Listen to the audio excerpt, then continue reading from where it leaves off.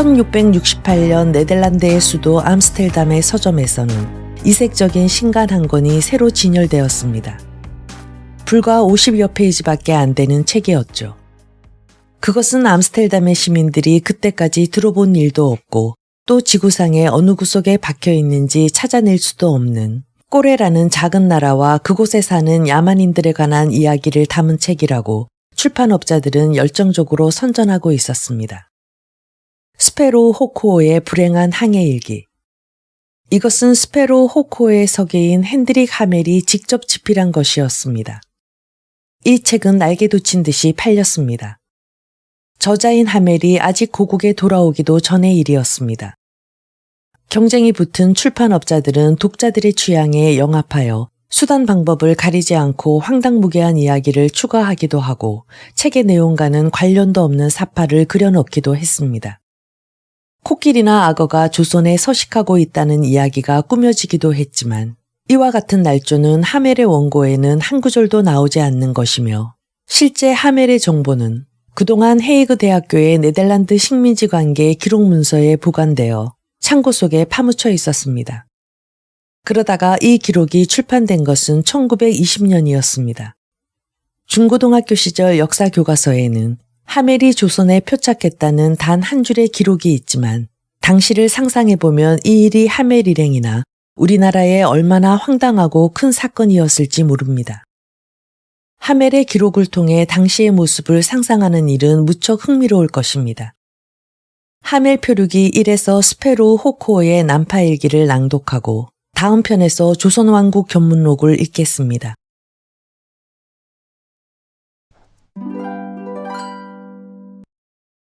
스페로 호코어의 난파일기.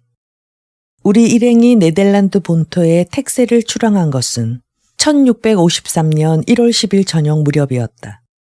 마침 순풍을 만나 항해에는 안성맞춤이었다. 그러나 도중에 여러 차례의 폭풍과 사나운 날씨를 만난 탓으로 바타이아 항해는 6월 1일에야 닻을 내리게 되었다. 일행은 수일 동안 바타이아에 머물면서 원기를 회복하였다.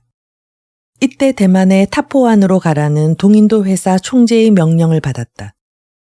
우리들은 다시 스페로 호코오라는 배에 몸을 싣고 같은 달 14일 바타비아를 출발하였다.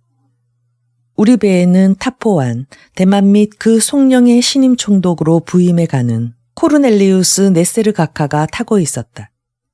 그는 3년 임기를 마친 니콜라스 베르부르그 전임 총독으로부터 사무 인계를 받으러 가는 도중이었다.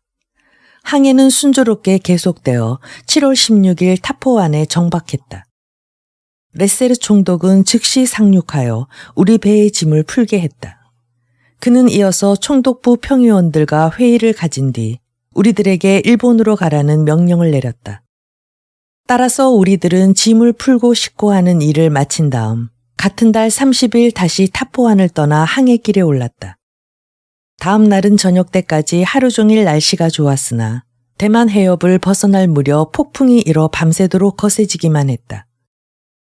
8월 1일 아침 매우 가까운 곳에 작은 섬이 있는 것을 발견한 우리들은 그 섬으로 피난하기 위해 닻을 내릴 수 있는 적당한 장소를 물색하려고 갖은 노력을 다하였다. 이 부근은 거의 바닥이 닿지 않는 깊은 바다뿐이라 닻을 내리기가 힘들었기 때문이다. 마침 우리 배에 가까운 해상에 불붙은 뗏목이 떠내려가는 바람에 그것을 피하느라고 큰 곤란을 겪기는 했지만 우리들은 끝내 목적을 달성했다. 밖을 주시하고 있던 우리 배의 파일럿가 그 섬을 미리 발견한 것이 다행이었다. 그렇지 않았더라면 그 섬에서 소청 사정거리 내에 있었던 우리들은 모두 물귀신이 되고 말았을 것이다. 안개가 걷히고 날이 밝아진 뒤에 보니까 우리 배는 중국 해안 바로 가까운 곳에 와 있는 것이 아닌가. 뿐만 아니라 바닷가에는 무장한 중국 군인들이 여기저기 흩어져서 우리가 난파하면 그 약점을 이용하려고 기다리고 있었다. 폭풍은 사그러지기는커녕 점점 더 거칠어졌지만 하느님의 도움으로 중국 사람들의 의도는 빗나가고 말았다. 우리들은 그들이 보이는 곳에다 닻을 내리고 그날 낮과 밤을 보냈다.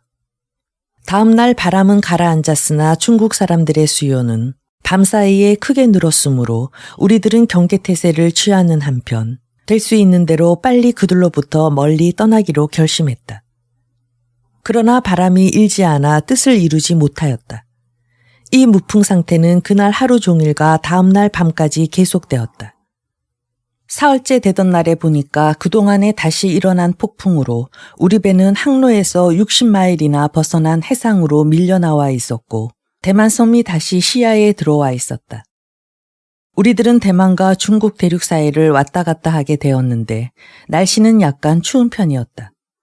그러나 무엇보다도 우리들을 괴롭힌 것은 일정치 않은 바람이 불고 또 바람이 도무지 일지 않는 일이 되풀이되는 일이었는데 그 때문에 우리들은 그냥 20일까지 대만 해협을 벗어날 수가 없었던 것이다.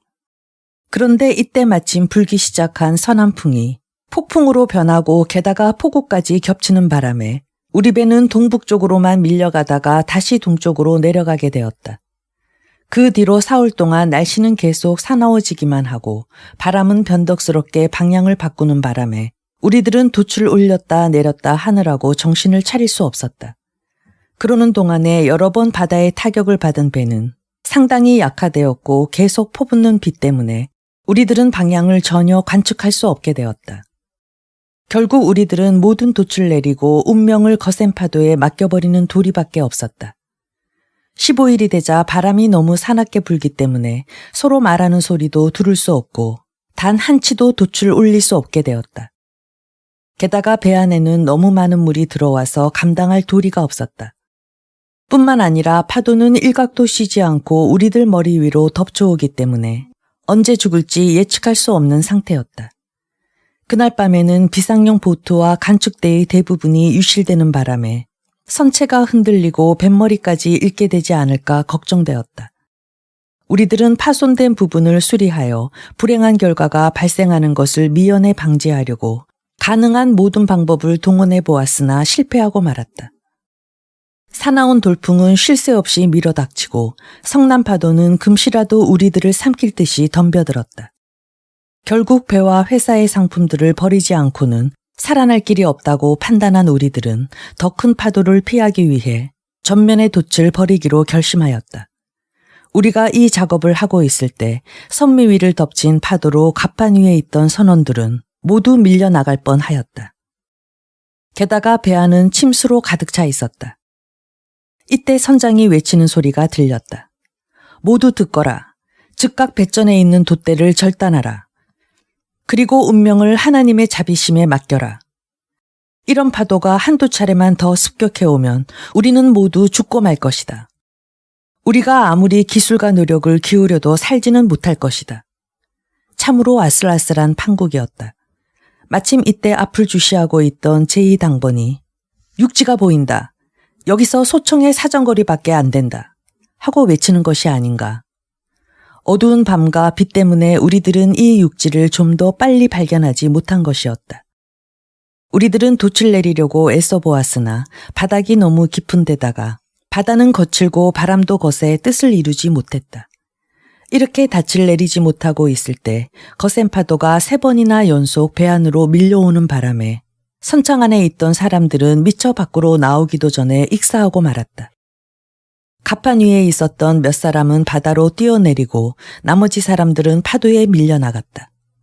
그중 15명이 바닷가의 같은 장소에 표착하였다. 대부분이 알몸인데다가 심하게 다치고 있었다. 처음 우리들은 익사를 모면한 것은 우리들 뿐인 줄 알았으나 바위로 기어 올라간 뒤에야 사람들의 신음하는 소리가 들렸다. 그러나 밤이 어두워 아무것도 보이지 않고 또 아무도 도와줄 수가 없었다. 16일 걸을 수 있는 사람들은 모두 나서서 혹시 육지에 나온 동료들이 더 있나 살펴보기 위해 바닷가로 동료들의 이름을 부르며 찾아다녔다. 여기저기 흩어져 있는 동료들을 모아보니 모두 36명이 되었는데 대부분이 중상을 입고 있었다. 다음으로 우리들은 난파 한 배를 뒤지러 갔다가 두꺼운 판자 틈에 깔려있는 선원 한 사람을 찾아냈다. 그러나 그는 판자 무게에 너무 눌려서 3시간밖에 더 살지 못하였다. 불과 15분 동안에 배를 잃고 또 64명 중에서 겨우 36명만이 살아남은 것을 본 우리들의 상심이 얼마나 컸었겠는가 하는 것을 새삼스럽게 되풀이할 필요는 없을 것이다. 그러나 우리들은 아픈 마음을 달래가면서 바닷가에 밀려온 시체들에게 마지막 의무를 다하기 위해 바닷가를 돌아보았다. 그러나 우리는 암스텔담 출신의 에흐베르츠 선장 이외의 시체는 발견하지 못했다. 그는 물가에서 10발 내지 12발쯤 되는 모래 위에 한 팔을 머리 밑에 개고 뻗어 있었다. 우리는 그를 묻어주었다. 우리들은 지난 2, 3일 동안 아무 음식도 먹지 못한 채 지내왔다. 그래서 파도에 밀려온 우리 배에 식료품이라도 있으면 주워 모으려고 모래 위를 찾아다녔다. 그러나 밀가루 한 포, 소금에 절인 고기 통조림 한 통, 베이컨 조금과 환자들에게 좋은 붉은 포도주 한 통 이외에는 찾을 수가 없었다. 가장 큰 고통은 불을 피울 길이 없는 것이었다. 사람의 그림자도 볼 수 없고 그 목소리도 들을 수 없는 우리들은 틀림없이 무인도에 표착한 것이라고 결론을 내렸다. 저녁 무렵에 바람과 비가 약간 누그러졌으므로 우리들은 난파한 배의 나무 조각과 돛 중에서 남은 포목을 긁어 모아서 탄자집 한 채를 마련하였다. 17일. 우리들은 비참한 처지를 자탄하기도 하고 때로는 아무도 만날 수 없는 것을 불평하다가도 혹시 우리들이 일본 가까운 곳에 있을지도 모른다는 희망을 가지고 스스로를 달래보기도 하였다. 만약 그것이 사실이어서 일본에 갈 수만 있다면 네덜란드에 상관이 있는 곳까지 갈 수 있는 방도를 마련해 줄 사람을 만나게 될지도 모르는 일이었다. 한편 우리 배를 다시 복원시킬 가망은 전혀 없었다. 우리가 이런 잡념에 사로잡혀 있을 때 대포의 사정거리 안에 사람이 나타난 것이 보였다. 우리는 그를 보고 손짓을 하였으나 그는 우리를 보자마자 달아나고 말았다. 정오 직후에는 세 사람이 나타났다. 그중 한 사람은 총을 가지고 있고 나머지 두 사람은 활과 살을 가지고 있다. 그들은 소청 사정거리 안까지 오더니 걸음을 멈추었다. 그러나 우리가 불씨 이외에는 바라는 것이 없다는 신용을 해보이면서 그들 있는 쪽으로 다가가자 달아나기 시작하였다. 참다 못한 우리 일행 중에 한 사람이 그들을 공격하기로 작정하고 뒤를 쫓아가니까 그들은 아무 저항도 없이 무기를 내주었다. 그것으로 우리들은 원하는 불씨를 만들 수 있었다. 이들은 중국 사람들과 비슷한 옷을 입고 있었는데 모자만은 말총으로 만든 것을 쓰고 있었다. 우리는 이들이 중국의 산적들이거나 해적들이 아닐까 하고 몹시 염려를 하였다. 저녁 무렵이 되자 같은 복장을 입은 100여 명가량의 무장 군인이 와서 우리들을 헤아려 본 다음 밤새도록 우리 천막 주위를 포위하고 있었다. 18일. 오전 중에는 천막을 더 크게 치느라고 시간을 보냈다.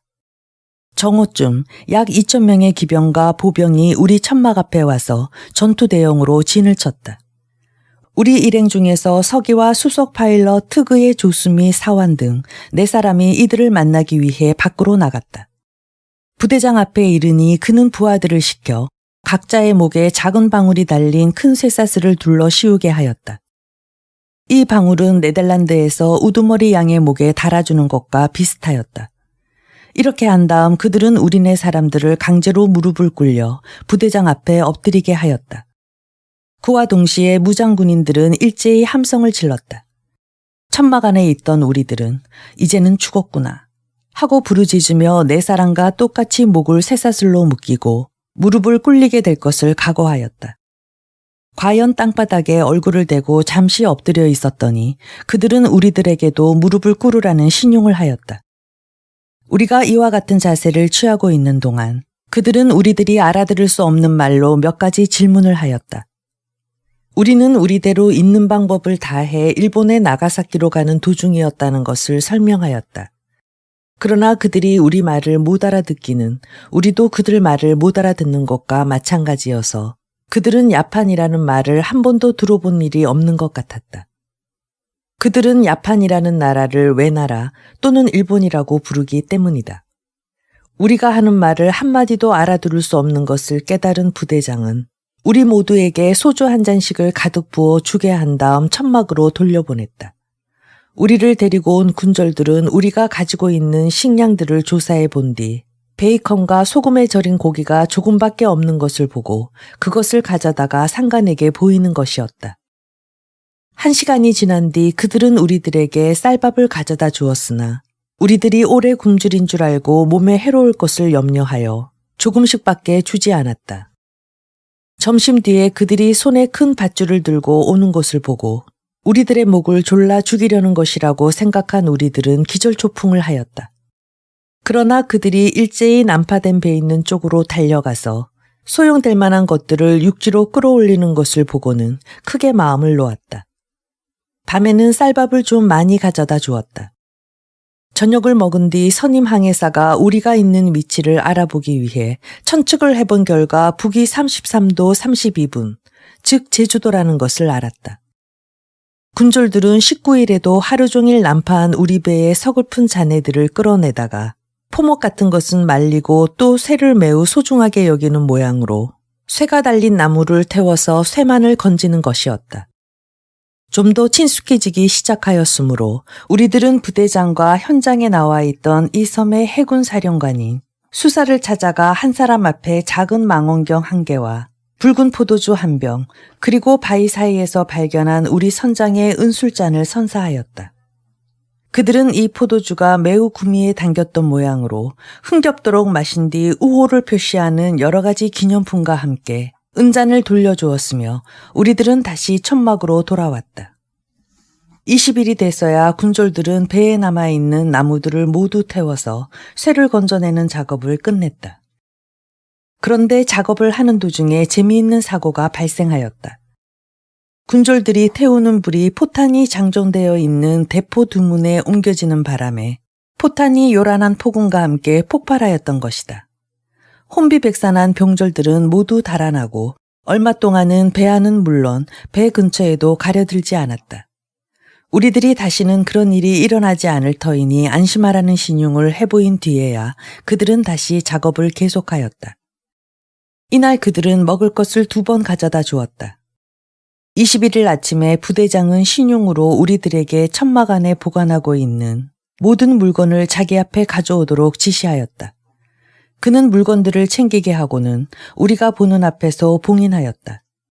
이 일이 진행되는 동안에 몇 사람이 부대장 앞에 끌려 들어왔다. 난파한 우리 배에서 건진 쇠나 가죽 같은 물건들을 개인 소유물로 삼아 아직도 가지고 있는 사람들이었다. 부대장은 그가 우리 물건을 부당하게 처리할 의도가 없다는 것을 보여주기 위해 즉시 물건을 훔친 사람들을 우리가 보는 앞에서 처벌하였다. 이 절도들은 발바닥에 곤장 30 내지 40대씩을 맞았는데 몽둥이의 굵기는 사람의 팔만 하고 길이는 사람의 키만 하였다. 이 가혹한 형벌로 발가락이 빠져나간 사람도 덜어 있었다. 정오쯤에 그들은 우리들에게 출발할 준비를 하라는 신용을 해보였다. 몸이 성한 사람들에게는 말이, 그리고 환자들에게는 들 것이 준비되었다. 우리들은 수많은 기병과 보병들의 호의를 받으며 길을 떠났는데 약 40리쯤 여행한 뒤에 대정이라는 작은 읍에 도착한 것은 밤이었다. 여기서 간단히 식사를 마친 뒤 그들은 우리들을 마곡간처럼 생긴 창고 속으로 데려갔다.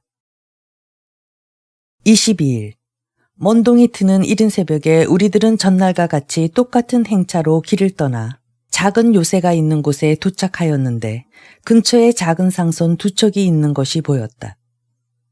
여기서 점심을 먹고 다시 여행을 계속하여 밤에 목간이라고도 하고 목서라고도 하는 읍에 도착하였다. 이 섬에 총독이 주재하는 곳이었다. 우리 일행은 전원이 가나 앞 광장으로 인도되었는데 그곳에는 무장군인 약 3,000명이 직결해 있었다.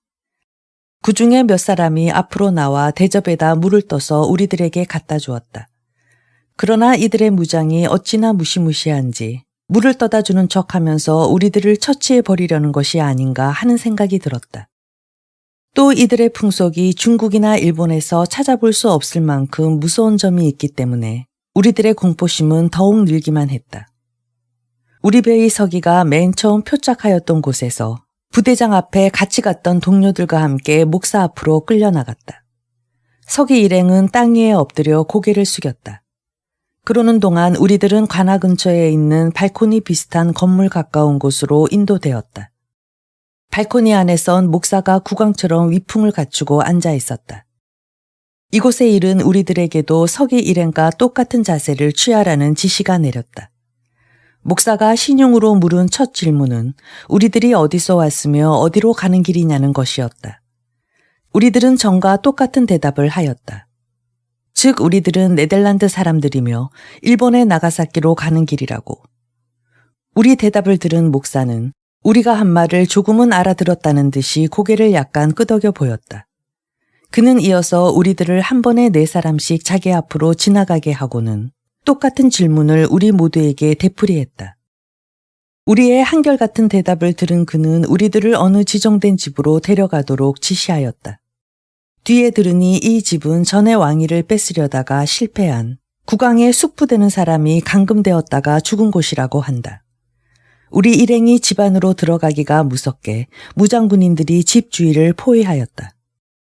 우리들에게는 매일 한 사람 앞에 쌀밥 12온스와 같은 분량의 밀가루 음식이 지급되었는데 그 밖에 부식은 별로 없었고 그나마도 요리 솜씨가 엉망이어서 먹을 수 없었다. 따라서 우리들의 주식은 쌀과 밀가루와 소금뿐이었고 마실 것이라고는 물밖에 없었다. 한편 목사는 매우 이해심이 많은 사람으로 보였는데 후일 우리들은 우리의 판단이 그르지 않았다는 것을 여러 번 경험을 통하여 알게 되었다. 그의 나이는 70으로 조선 왕국의 수도 태생인 그는 조선에서 명망이 있는 높은 사람이었다. 우리가 그의 앞을 물러나려고 한즉 그는 신용으로 우리들에 대한 조처를 알아보기 위해 곧 국왕에게 장계를 올리겠다고 하였다. 여기서 서울까지의 거리는 약 800리나 되고 그것도 100리를 제외한 나머지는 모두 육로뿐이므로 국왕의 회신이 오기까지는 상당한 시간이 걸릴 것이었다. 그래서 우리들은 목사에게 간청하여 때때로 고기와 그 밖의 음식을 먹게 해달라고 하였다. 또 우리들은 매일 6사람씩 교대로 밖에 나가 바람도 쐬고 빨래도 할 수 있는 허가를 내어달라고 요청하여 그대로 승인되었다. 집 안에만 갇혀서 밥과 물만 먹고 지낸다는 것은 이만저만 큰 고역이 아니었으므로 목사의 관대한 조치는 우리들에게 여간 만족스러운 일이 아니었다. 그는 또 가끔 우리들을 불러서 자기 나라 말과 우리나라 말로 사물의 이름을 써보도록 시키기도 하였다. 그래서 우리들은 이 나라 말을 조금씩 알기 시작했다. 그는 우리들과 이야기를 나누기도 하고 때로는 작은 연회를 베풀어 우리들을 위로해 주기도 하므로 우리들은 언젠가는 일본에 갈 날이 올지도 모른다고 희망을 품게 되었다. 그는 또 우리 환자들에 대하여 특별한 배려를 해주었는데 아마 기독교 신자들한테서도 우상 숭배자인 목사가 베풀어 준 것보다 나은 대우는 받지 못하였을 것이다. 10월 29일 목사 앞에 불려나간 서기와 선임 항해사 및 조수는 그 자리에 붉은 수염을 크게 기른 남자가 앉아있는 것을 보았다. 목사는 우리들에게 그 사람이 어느 나라 사람 같으냐고 물었다. 우리들이 네덜란드 사람 같다고 대답하였더니 그는 크게 웃으며 너희들이 잘못 보았다. 그는 조선 사람이다. 라고 말하는 것이었다. 우리들과 목사 사이에 몇 마디 대화가 오간 뒤에 그때까지 입을 열지 않고 있던 그 사람이 네덜란드 말로 우리들이 누구이며 어느 나라에서 왔느냐고 물었다. 그래서 우리들은 이렇게 대답하였다. 우리들은 네덜란드 사람으로 동인도 회사에 선원들이며 회사의 명령을 받고 암스테르담을 출발하여 일본으로 가는 도중 폭풍을 만나 제주도로 표착하였다. 지금 우리 배는 산산조각이 났으므로 오직 우리가 갈 길로 보내주시도록 하느님께 열심히 간구하는 도리밖에 없다. 대답을 마친 우리들은 용기를 내어 그의 이름과 국적을 물어보았다. 그의 대답은 다음과 같았다. 그는 얀 얀세 벨테브레라는 사람으로 네덜란드의 리프에서 태어났다. 1626년 자원하여 홀란디아라는 배를 타고 고향을 떠난 뒤 1627년에는 우벨케르크호라는 쾌속범선을 타고 일본으로 가는 도중에 태풍을 만나 조선 해안까지 밀려오게 되었다. 벨테브레는 식수와 다른 식료품을 구하기 위해 육지로 올라갔다가 다른 동료 2사람과 함께 주민들에게 붙잡히고 말았다. 그 뒤로 그의 동료 2사람은 달단이 조선을 침략했을 때 종군했다가 전사한 지 17, 8년이 되었다. 그중 하나는 벨테브레와 같은 고향 태생인 테오드리 헤자르드라는 사람이었고 또 한 사람은 암스텔담 태생인 얀 피테르스였다. 우리들은 이어서 그가 지금 어디에 살고 있으며 무슨 일로 이 섬에 오게 되었느냐고 물었다. 이에 대해 그의 대답은 다음과 같았다. 그는 현재 조선 왕국의 수도에 살고 있다. 국왕은 우리들이 어떤 사람들이며 어떤 사유로 조선에 오게 되었는지를 알아보기 위해 자기를 이 섬에 보냈다. 그는 조선에 오래 사는 동안 여러 번 일본에 보내줄 것을 국왕에게 청원하였으나 날개라도 있어 일본으로 날아갈 수 있다면 몰라도 아예 그런 기대는 하지 말라는 대답 외에는 들어본 일이 없었다. 그 이유는 이 나라에 온 외국 사람은 누구든지 억류해 두는 것이 조선의 간습이기 때문이라는 것이었다. 그 대신 그들이 조선에 사는 동안의 의식주 문제는 정부에서 책임짐으로 염려할 것이 없다고 하였다.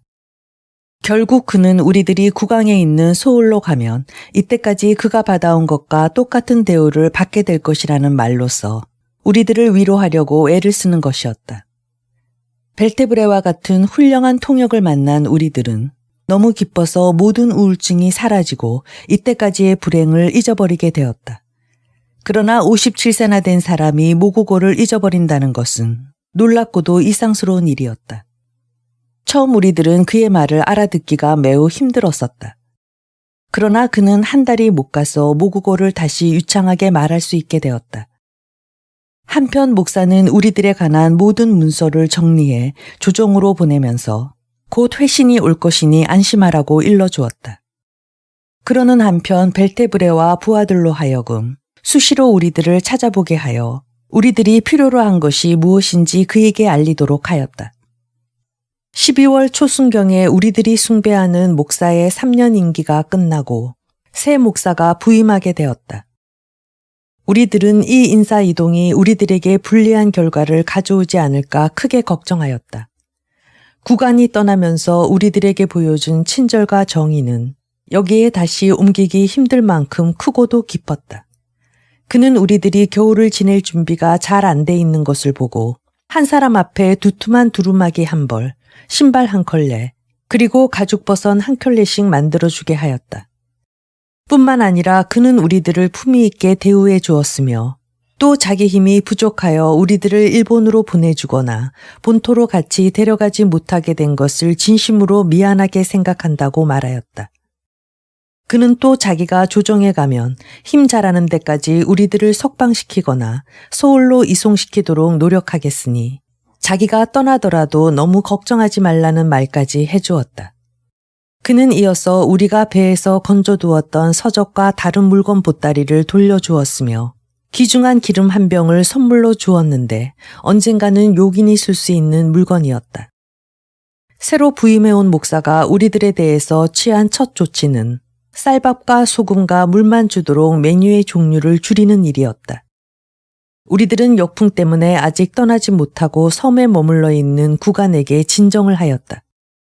그러나 그는 임기가 끝난 이상 자기가 우리들의 진정을 들어주는 것은 법에 어긋나는 일이므로 신간사또에게 글을 보내어 부탁해 보겠다고 대답하였다. 덕택으로 그가 섬에 있는 동안은 적으나마 이전대로 식량이 지급되어 우리들의 불평도 가라앉게 되었다. 그러나 1654년 1월 초순에 국왕이 섬을 떠난 뒤로는 우리들에 대한 대우가 더욱 나빠졌다. 쌀 대신에 보리가 나오고 밀가루 대신에 보리가루가 나왔다. 그래서 다른 음식이 먹고 싶을 때는 보리를 파는 도리밖에 없었고 따라서 보리가루 12온수로 하루를 지내지 않으면 안 되었다. 이와 같이 혹심한 대우에 견디다 못한 우리들은 한 번에 6명씩 교대로 외출하는 자유를 전부 다 효과적으로 이용하는 방법을 강구하게 되었다. 국왕의 명령은 아직 오지 않고 이대로 가다가는 이 섬에서 일생 동안 옥류 생활을 하게 될 위험마저 있었기 때문에 우리들은 봄이 오는 대로 도주하기로 결심을 했다. 그래서 오랫동안 수기한 결과 어두운 밤에 배를 훔쳐 타고 달아나는 것이 상책이라는 결론을 내렸으며 우리 일행 중 6명이 4월 말경에 이 계획을 실천에 옮기기로 결의하였다. 그러나 훔칠 배를 발견하기 위해 담 위에 올라갔던 일당 중에 하나가 불행하게도 개한테 들키고 말았다. 이 개들이 짓궂게 지저대는 바람에 수직군의 경계가 더욱 엄해져서 우리들은 도망갈 수 있는 훌륭한 기회를 놓치고 만 것이다. 5월 초순경에 5명의 동료들과 함께 외출을 나간 수부장이 걸어가다가 읍에서 가까운 작은 마을 근처에 배 한 척이 있는 것을 발견했는데 장비가 좋고 지키는 사람도 없었다.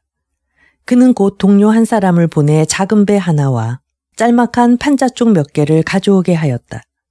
그리고는 모두에게 물 한 모금씩을 마시게 한 다음 더 이상 다른 일을 돌볼 생각도 없이 배에 올라탔다. 그들이 한참 작은 모래톱 위에 놓인 그 배를 끌어내리고 있는데 마을 사람 몇몇이 그들의 계획을 눈치채게 되었으며 그 중에 한 사람은 총을 가지고 물속으로 뛰어들어 그들을 다시 육지로 돌아가게 하려고 위협했다. 불행히도 한 사람은 다른 사람을 따라가지 못하고 뒤에 처지는 바람에 할 수 없이 육지로 끌려 나오게 되었다. 나머지 5사람이 돛을 올리려고 하는데 돛대와 돛이 한꺼번에 물속으로 떨어지고 말았다.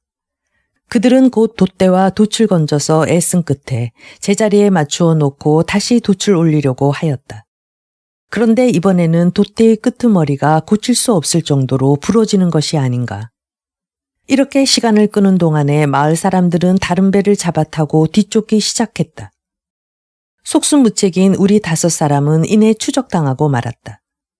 2배가 접근하자마자 5사람은 적이 무기를 가지고 있는 곳도 개의치 않고 민첩하게 적의 배 위로 뛰어 올라갔는데 그것은 아주 그 배를 차지해버릴 속셈에서였다. 그러나 그 배에는 물이 가득 차 있고 또 쓸모도 없는 것을 알고는 순순히 손을 들고 말았다. 해안으로 잡혀 나온 6사람은 목사 앞으로 끌려갔다. 목사는 이들의 손을 강한 쇠사슬로 큰 나무 토막에 단단히 붙들어 맨 뒤 땅 위에 엎드리게 하였다. 그리고는 나머지 우리들도 결박을 하고 수갑을 채워서 이들 앞으로 끌어내었다. 목사는 탈주 미수자들에게 그들이 그와 같은 행위를 우리들 모르게 하였느냐 아니면 우리들도 그 비밀을 사전에 알고 있었느냐고 신문하였다. 그들이 한결같이 우리들은 알지 못하는 일이라고 대답하자 앞에서 말한 벨테브레가 그들이 무슨 목적으로 그런 짓을 하였느냐고 물었다. 그들이 일본에 가는 것 말고는 아무 딴 목적이 없다고 대답하자 목사는 양식과 식수도 없이 어떻게 일본까지 갈 생각을 하였느냐고 물었다. 이에 대하여 그들은 앉아서 죽음을 기다리는 것보다 차라리 몸을 죽음의 위협에 내맡겨서 단번에 결판을 내기로 하였던 것이라고 대답하였다. 우리들은 곧 결박이 풀렸지만 불쌍한 6친구들은 볼기의 곤장 25대씩을 맞았다. 그런데 그 곤장은 길이가 1발, 넓이가 4손가락을 포갠 폭이나 되며 두께는 1치가량이나 되었는데 매질을 하는 쪽은 판판하고 다른 쪽은 둥글게 생겼었다. 이 매질이 어찌나 무자비하였던지 매를 맞은 사람들은 한 달 동안이나 자리에서 일어나지 못하였으며 나머지 우리들도 외출하는 자유를 박탈당한 채 밤낮 없이 엄중한 감시를 받게 되었다. 5월 하순경에 우리들을 서울로 데려오라는 명령이 내렸는데 우리들은 이 소식을 기뻐해야 할지 아니면 걱정해야 할지 갈피를 잡지 못하였다. 6, 7일이 지난 뒤에 그들은 우리 일행을 배 4척에 분승시켰는데 발에는 족쇄를 채우고 한 손은 나무 토막에 단단히 붙들어 매어 우리들이 물속으로 뛰어들어가지 못하도록 하였다. 만약 이렇게 하지 않았다면 군졸들이 모두 배멀미를 하고 있었으므로 우리는 쉽게 물속으로 뛰어들어갈 수 있었을 것이다. 이틀 동안을 역풍과 싸움 끝에 우리들은 출발점으로 되돌아오고 말았다. 그래서 족쇄를 풀고 제주도의 옛 감옥으로 되돌아가게 되었다. 이 섬을 본토인들은 새해수레라고 부르는데 조선의 남해안에서 12 내지 13리그 떨어져 있으며 섬의 둘레는 14 내지 15리그 정도였다. 섬의 북쪽에는 포구가 하나 있는데 대륙 본토로 갈 배들이 늘 수척씩 정박하고 있었다. 그런데 이 포구에는 암초가 많고 배들이 돛을 내리거나 피난을 할 만한 곳이 한 군데밖에 없어서 이곳 지리에 익숙하지 않은 사람들에게는 접근하기가 매우 위험하다. 뿐만 아니라 배를 이곳 아닌 딴 곳에 메어 놓으면 일본 해안까지 폭풍에 밀려가는 일이 종종 있는 것이다. 섬은 온통 바위로 둘러싸여 있지만 말가소는 풍부하게 방목된다. 그러나 말가소에 대해서는 비싼 세금이 부과되기 때문에 주민들이 아무리 소와 말을 많이 길러도 매우 가난하며 본토 사람들한테 멸시를 받고 있다. 또 이 섬에는 매우 높은 산이 하나 있는데 울창한 숲으로 덮여 있고 작은 벌곶이 산들이 몇 개 딸려 있으며 산과 산 사이에 있는 골짜기에서 쌀이 풍부하게 생산된다. 4, 5일이 지난 뒤 역풍이 순풍으로 바뀌어 우리들은 이른 아침에 전일과 똑같은 사전 경계 조치를 받은 다음 다시 배에 올랐다. 저녁 무렵에 우리 일행은 본토에 매우 가까운 곳에 도착하였다. 그날 밤은 바다 위에서 세우고 다음 날 아침에야 상륙하였다. 조선 사람들은 족쇄는 다 풀어주었으나 그 대신 경비병을 배로 늘였다. 우리 일행은 말을 타고 오존 중에 해나무배에 도착하였다. 바다에서 서로 갈리고 또 여러 곳에 따로따로 상륙하였던 동료들이 이 도시에서 다시 합류하게 되니 여간 기쁜 일이 아니었다. 다음 날 아침 간단한 조반을 먹은 우리들은 영암이라는 고을에 도착했는데 파산한 이래로 건강이 좋지 못하던 포수인 피르메렌데 태생의 포올 얀 굴수가 아깝게도 세상을 떠났다. 다음 날 이곳 군수의 지시로 그를 묻어주고 우리들은 다시 말을 타고 길을 재촉하여 밤에 나주읍에 도착하였다.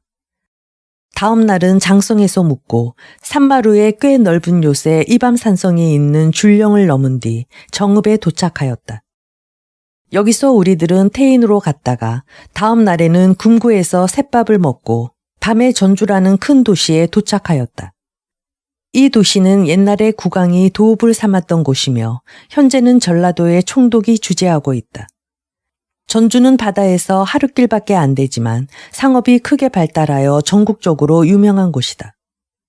전주를 출발한 우리 일행은 군운이라는 작은 읍과 연산을 지나 마지막으로 공주에 도착하였다. 충청도 감사가 주재하는 곳이다. 다음 날 금강을 건너 국도 서울이 있는 경기도에 들어섰다. 우리들은 여러 곳에서 여러 날을 묵은 다음 큰 강을 건너게 되었는데 이 강은 네덜란드의 서울 남쪽에 있는 도르드레흐트 지방을 흐르는 메스강만큼이나 넓었다. 여기서 10리쯤 떨어진 곳에 왕궁이 있는 서울이 있었다. 처음 상륙한 지점에서 이곳까지의 거리를 계산해 보니 모두 75리그나 되었는데 우리는 도중에 약간 서쪽으로 벗어난 것을 빼고는 줄곧 정북 방향을 향해 여행한 셈이었다. 서울에 도착한 뒤 그들은 처음 2, 3일 동안은 우리들을 한 집에 묵게 하더니 그 뒤에는 3사람씩 또는 4사람씩 짝을 지어서 이곳에 정착하고 있는 중국 사람들 집에 들게 하였다. 그리고 난 다음 우리들을 전부 모아가지고는 국왕 앞으로 데리고 갔다. 국왕은 벨테브레의 통역으로 여러 점에 관하여 하문하였다. 우리들은 최선을 다해 대답한 뒤 공손한 태도로 저희들은 폭풍을 만나 배를 잃은 사람들이 오니 폐하께서 관용을 베푸시어 일본으로 보내주시면 그곳에 있는 네덜란드 사람들의 도움으로 고국에 돌아가 처자와 친구들을 만날 수 있나이다 하고 간청하였다. 그러나 국왕은 일단 국내에 들어온 외국 사람들을 다시 국외로 내보내는 것은 조선의 국법이 금하는 바이므로 우리들은 여생을 조선에서 마칠 각오를 하여야 하며 그 대신 생활 필수품은 나라에서 대주겠노라고 말하는 것이었다. 그는 이어서 우리들에게 각자의 특기대로 네덜란드의 풍습에 따라 노래나 춤이나 높이뛰기를 어전해서 해보라고 분부하였다. 우리들의 특기 자랑이 끝나자 국왕은 우리에게 훌륭한 조선 음식을 하사하여 먹게 한 다음 조선옷 2벌씩을 내주며 조선 사람들이 입는 식으로 입게 하였다. 다음 날 우리 일행은 훈련대장에게 불려갔는데 그는 벨테브레를 통하여 우리에게 이르기를 국왕이 우리들을 자기의 친위대에 배속시켰으며 매달 한 사람 앞에 쌀 70근씩 지급하라는 분부가 있었다고 하였다. 대장은 또 우리들에게 종이 한 장씩을 내주며 각자의 이름, 나이, 본적 및 과거와 현재의 직업을 조선글로 적게 한 다음 국왕의 큰 도장과 대장의 도장을 찍어주었는데 대장의 도장은 별것이 아니라 뻘겋게 다른 철인이었다. 이 임명장과 함께 우리들 각자 앞으로 소총 한 자루와 화약과 철안이 지급되었으며 매달 초하루와 초나흘에는 대장 앞에 나가 일제 사격 연습을 할 것, 국왕이 야외로 행차할 때나 또는 그 밖에 여하간 경우에도 대장을 수행할 수 있는 준비를 항상 갖추고 있을 것 등을 명령하였다. 봄과 가을이 되면 훈련대장은 매달 3번씩 예하 부대를 사열하며 이 밖에도 군인들은 자주 개별적인 훈련을 실시하였다. 중국 군인 한 사람과 벨테브레가 우리들의 직속 상관으로 임명되었는데 전자의 계급은 상사였고 후자는 우리들을 감시하는 한편 우리들에게 조선의 풍습과 예의범절을 가르쳐주는 소임을 맡고 있었다. 신기한 것을 좋아하는 지체 높은 양반들은 대개가 우리들을 집으로 초대해서 음식을 대접하고는 우리들이 우리 풍습대로 노는 것을 구경하기도 하고 사격이나 서양춤을 추어보라고 시키기도 하였다. 그러나 누구보다도 우리들을 못 봐서 안다라는 것은 이들의 부인들과 아이들이었는데 그 이유는 제주도의 천한 사람들이 우리가 괴물이라느니 또는 무엇을 마실 때는 코를 코 뒤로 젖히지 않으면 안 된다느니 하는 따위의 허무맹랑한 소문을 섬 밖으로 퍼뜨렸기 때문이었다. 이와 같이 엉터리 이야기를 고지 들어온 서울에 지각 있는 사람들은 우리들의 외모가 오히려 자기 나라 사람들보다 나은 것을 보고 놀라움을 금치 못하였다. 무엇보다도 이들은 우리의 피부가 흰 것을 보고 감탄에 마지 않았으며 그 바람에 더욱 우리들을 보려고 몰려들었다. 그 덕분에 우리들은 처음 한동안은 서울 거리를 지날 때마다 구경꾼들 사이를 뚫고 지나가기가 힘들 정도였다. 서울 사람들의 호기심이 어찌나 대단하던지 우리들은 집에서도 조용히 지낼 수가 없었다. 더욱 성가신 노릇은 지체 높은 집의 하인배들까지도 툭 하면 우리들을 밖으로 불러내 가지고는 희롱하기도 하고 기분풀이를 하기도 하는 일이었다. 마침내 훈련대장은 아무도 자기의 허락 없이는 우리들을 가까이 하지 말라는 엄명을 내렸다. 8월에 청해 사신이 세공을 요구하러 서울에 오게 되었다. 국왕은 부득이 우리들을 큰 요새가 있는 곳으로 보내 사신이 조선에 체류하는 동안에는 그곳에서 나오지 못하도록 영을 내렸다. 이 요새는 조선 사람들이 남한산성이라고 부르는 산 위에 쌓은 곳으로 서울에서 약 6, 70리쯤 떨어져 있다. 이 산성까지 올라가자면 약 3시간이나 걸리며 아주 견고하게 축조되어 있어서 전쟁이 나면 국왕이 이곳으로 피난하고 나라의 고관들도 함께 살 수 있도록 되어 있다. 또 이 산성에는 많은 백성들을 3년 동안 먹일 만한 양곡이 항상 비축되어 있다. 우리들은 청해 사신 일행이 떠나는 9월 초순까지 계속 이 산성 안에 갇혀 있었다. 11월 말경이 되자 추위가 극성을 부려서 먼저도 말한 것처럼 서울에서 10리쯤 떨어진 곳에 있는 한강은 꽁꽁 얼어붙고 짐을 실은 말 300필이 동시에 건너가도 아무 탈이 없었다. 우리들이 혹한을 견디느라고 고생하는 것을 보고 불쌍히 여긴 훈련대장은 그 실정을 국왕에게 보고하였던 바 국왕은 전에 난파한 배에서 건져두었던 수피의 일부를 우리들에게 나누어 주게 하여 대부분은 썩었지만 그것을 판 돈으로 따뜻한 옷을 사입도록 하라는 분부를 내렸다.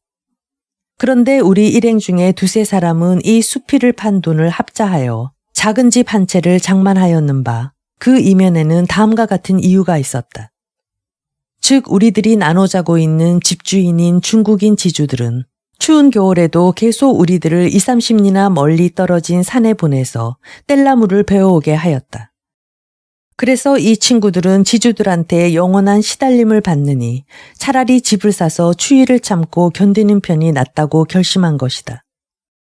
나무를 베어오는 노동은 2가지 이유로 견디기 어려운 노릇이었다. 하나는 혹독한 추위이고 다른 하나는 길이 험악한 사실이었다. 우리 친구들은 조그만 오막집을 사느라고 은전 9 내지 10량을 지불하고 나머지 돈으로는 될 수 있는 대로 따뜻한 옷을 사입느라고 애를 썼지만 나머지 겨울 동안은 옛날처럼 춥게 지내는 도리밖에 없었다. 1655년 3월에 청해 사신이 다시 돌아왔는데 이번에는 우리들을 남한산성으로 보내지는 않고 그 대신 집에서 한 발자국도 문 밖으로 나가지 못하도록 감금시켰으며 만약 어기면 엄벌을 받도록 하였다. 그런데 청해 사신이 본국으로 돌아가는 날 우리 배의 수석 항해사였던 암스테르담 출신의 핸드릭 얀세와 포스였던 하르뎀 출신의 핸드릭 얀세 보스가 나무하러 간다는 핑계를 대고 집을 뛰쳐나가 청해 사신을 노상에서 만나볼 결심을 하였다.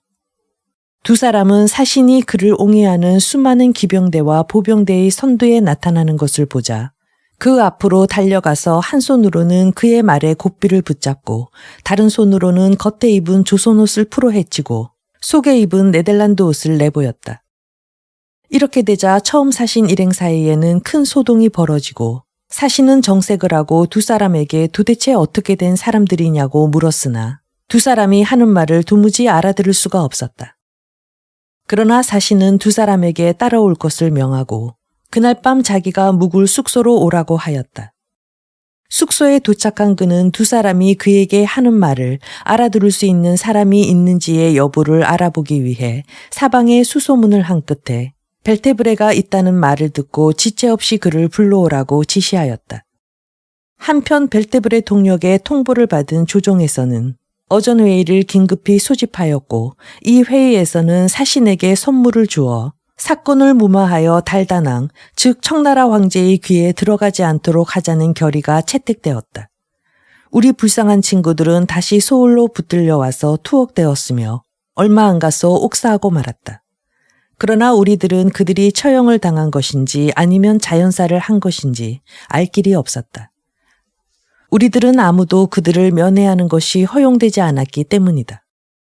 이 소문이 바깥 세상에 알려지자 우리들은 군법회의에 끌려나가 신문을 받게 되었다.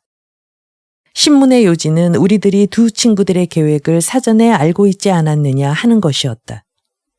그러나 아무리 그렇지 않다고 사실대로 주장해도 동료들이 집을 빠져나간 사실을 보고하지 않은 죄만은 면할 길이 없어서 우리들은 다 같이 곤장으로 볼기 50대씩 맞으라는 판결을 받게 되었다. 만약 국왕의 사면 조치가 없었던들 우리들은 틀림없이 이 무서운 중벌을 받았을 것이다. 그는 우리들이 애당초 조선에 노략질을 하기 위해 들어온 것이 아니라 폭풍을 만나 표류해온 불쌍한 사람들이니 죄를 사해주라고 하명하였던 것이다. 그 덕택으로 우리들은 다시 집으로 돌아올 수 있게 되었는데 그 대신 국왕의 명령 없이는 함부로 밖에 나가지 말라는 계고가 따랐다. 청해 사신이 또 오게 되는 6월의 훈련대장은 우리의 통역 벨테브레를 보내어 알리기를 외국 배 한 척이 제주도 앞바다에 자초하였는데 벨테브레는 너무 늙어서 그곳까지 여행을 할 수 없으니 우리들 중에서 조선말을 제일 잘하는 세 사람을 뽑아 곧 출발할 준비를 시키라는 것이었다. 이 명령에 따라 우리 배의 파일럿, 조수 및 포수 세 사람이 선정되어 이틀 뒤 난파한 배에 관한 조사 보고를 가져오기 위해 현지로 떠났다. 청해 사신은 8월에 왔는데 우리들은 그가 서울을 떠나는 사흘 뒤까지 집 밖에 나가지 말라는 엄명을 받았다. 이것은 정말로 고통스러운 중형이었다. 청해 사신이 도착하기 하루 전에 우리들은 남쪽으로 파견된 친구들한테 속달 편지 한 통을 받았는데 그 편지에는 다음과 같은 기막힌 사연이 적혀 있었다.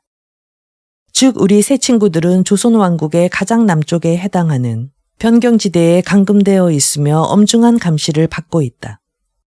만약 청나라 황제의 귀에 불행하게 죽은 두 친구에 관한 정보가 새어 들어가서 나머지 표류자들을 내놓으라고 요구하는 경우에는 남은 사람은 오직 이들 세 사람뿐으로 제주도로 귀양 가는 도중에 풍랑을 만나 표류에 왔노라고 청나라 사신에게 답변해달라는 부탁을 받고 있다는 것이다. 청해 사신은 이해 말경에 또 찾아왔고 우리들은 또 전처럼 왕명에 의하여 집안에 감금되었다. 청사를 만나서 통사정을 해보려던 우리 두 친구들의 기도가 불행하게도 실패로 돌아간 뒤에도 청해 사신들은 두 차례나 조선을 다녀갔으나 그 사건에 대해서는 이런 방구도 없었다. 그럼에도 불구하고 대부분의 조선 고관들은 국왕과 더불어 우리들을 없애버리려고 갖은 궁리를 다하였다. 이 문제를 놓고 어전회의가 사흘이나 계속되었다. 그러나 국왕과 그의 동생 임평대군과 훈련대장을 비롯한 몇몇 사람들은 이 의견에 반대하였다. 다만 훈련대장은 우리들 한 사람과 조선 사람 둘이 같은 무기를 가지고 1대2로 싸우게 하자는 의견을 내놓았다. 그렇게 하면 우리들도 없앨 수 있고 또 국왕은 불쌍한 외국 사람들을 학살하였다는 누명을 벗을 수 있는 말하자면 일석이조의 효과를 노리자는 것이었다. 일부 자비심이 많은 사람들은 우리들이 감금되어 있고 또 밖에서 무슨 일이 벌어지고 있는지 모르고 있다는 사실을 알고 이 정보를 몰래 우리들에게 알려주었다. 이 말을 들은 벨테브레는 우리들을 보고 만약 사흘 동안 무사히 넘길 수 있으면 그 뒤로는 마음 놓고 여생을 보낼 수 있을 것이니 낙심하지 말라고 위로해 주었다. 그런데 공교롭게도 이 회의의 의장이며 국왕의 동생인 임평대군이 회의에 가는 도중 우리들이 묵고 있는 숙소 근처를 지나가게 되었다. 그분이 너무 가까운 거리에 계셨기 때문에 우리들은 염치불고하고 그분의 발 옆에 몸을 내던지며 얼굴을 땅에 대고 은총을 베풀어 주십사고 간청하였다. 이 광경을 목격한 그분은 크게 연민의 정을 느끼고 그 뒤로는 우리 문제가 선초되도록 정성을 다하였던 것이다. 그러므로 우리들이 살아날 수 있었던 것은 오로지 국왕과 이분이 진력한 덕택이었다.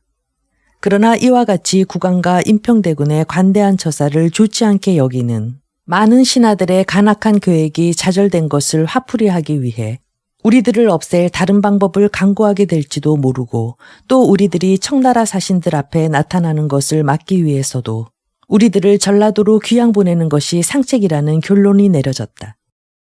전라도에서 우리들은 국왕의 내탕금으로 매달 쌀 50근씩을 지급받기로 결정되었다.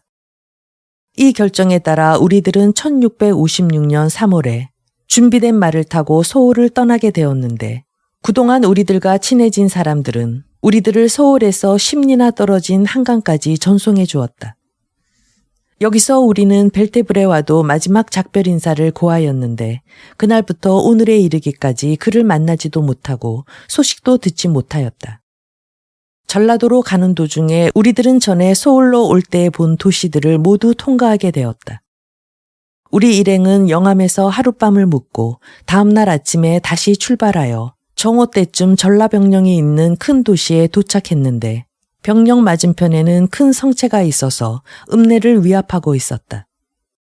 이 읍에는 병사가 주재하고 있는데 그는 도의 감사가 없을 때에는 그의 직무를 대리하여 또 도 전체의 여단장 직책을 맡고 있다. 우리 일행을 인솔해온 하사관은 국왕의 교지와 함께 우리들을 병사에 인계하였다. 병사는 이내 이 하사관을 전년에 남해안으로 파견되었던 세 사람의 동료들을 데리러 보냈는데 이들은 병령에서 120리쯤 떨어진 전라 우수영 관내에 있었다. 우리들은 전원이 한 공사에 묵게 되었는데 사흘 뒤에 그동안은 볼 수 없었던 새 친구들도 합류하게 되어 남파한 우리 배에 비참한 잔당 33명이 오래간만에 자리를 같이 하게 되었다. 4월에 조선 사람들은 품질이 좋지 않아 서울로 보내지 않고 제주도에 남겨두었던 수필을 우리들에게 가져다 주었다. 그런데 제주도는 우리들이 있는 곳에서 180리밖에 되지 않는 곳에 있었다. 우리들은 될 수 있는 대로 규모 있는 생활을 하여 새로운 거처에 적으나마 식량을 비축해 두었다. 우리들이 맡은 일은 병령 앞들에 자라는 풀을 한 달에 2번씩 뽑아서 주위를 깨끗이 유지하라는 것뿐이었다.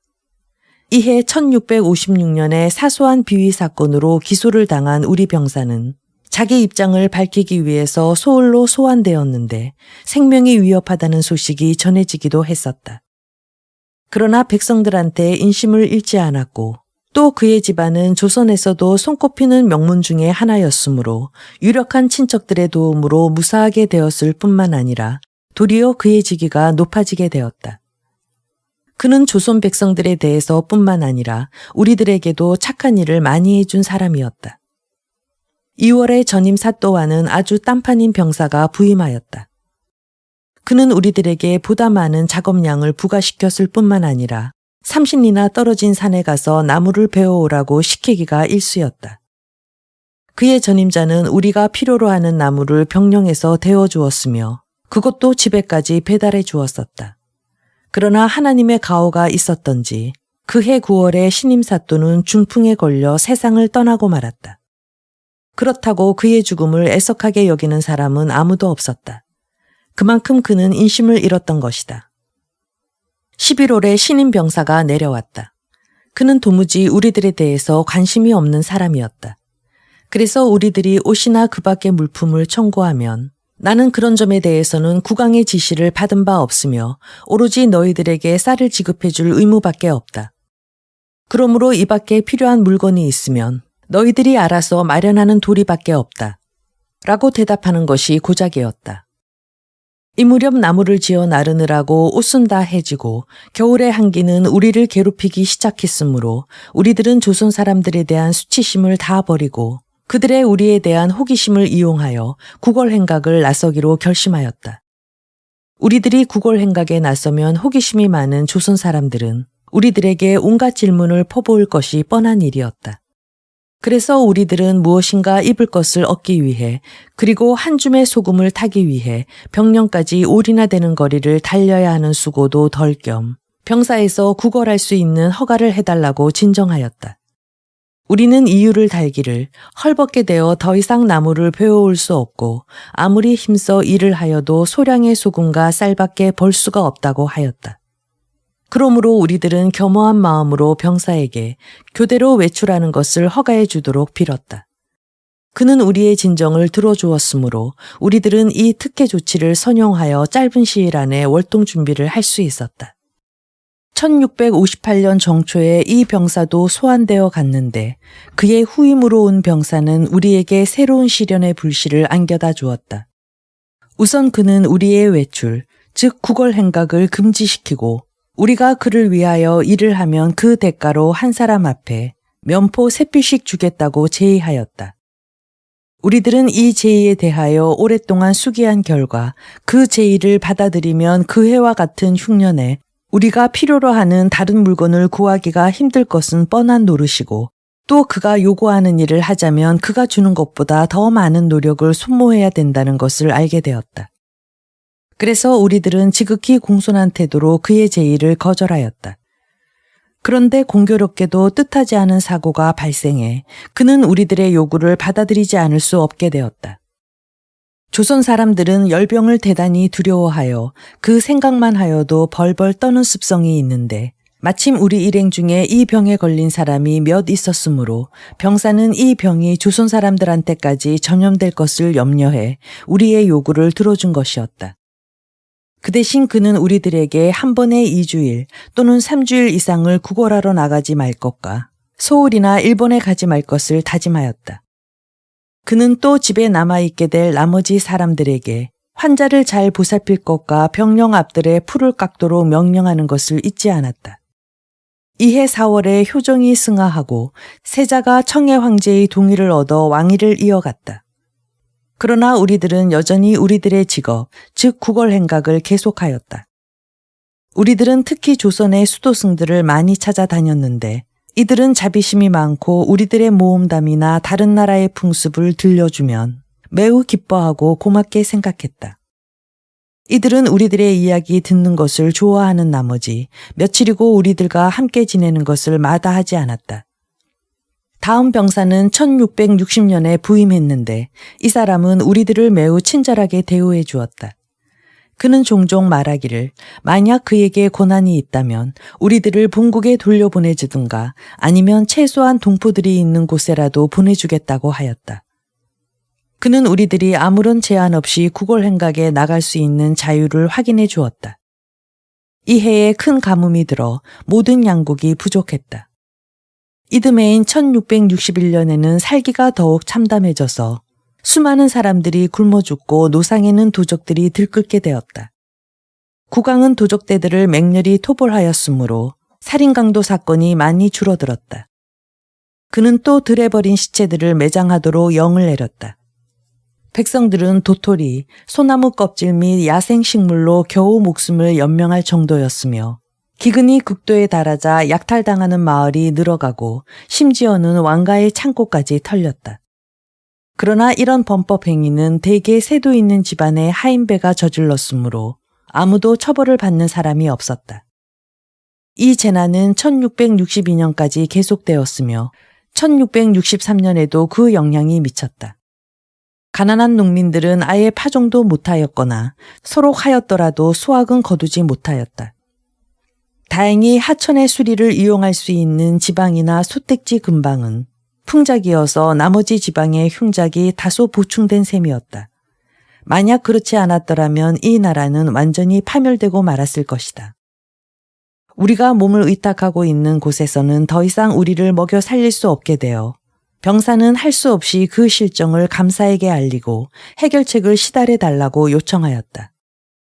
그러나 감사는 일단 국왕이 지정한 장소로 우리들을 보낸 이상 조정의 명령 없이 딴 곳으로 옮길 수 없다는 의견을 보내왔다. 2월 말경에 병사는 조정에서 내려온 명령에 따라 우리 일행을 3곳으로 분치하게 되었다. 그 결과 12명은 전라자수영으로 배치되고 5명은 순천으로, 그리고 나머지 5명은 남원으로 각각 헤어지게 되었다. 당시 생존자는 22명 뿐이었다. 전원이 한자리에 모여서 같이 살 때에는 마음도 편하고 식료품도 좋은 것을 쌓아놓고 지낼 수 있어서 매우 만족스러웠는데 이제 뿔뿔이 헤어지게 되었으니 여간 마음 아픈 일이 아니었다. 뿐만 아니라 아직도 기근에 허덕이는 지방으로 보내지나 않을까 하여 염려되기도 하였다.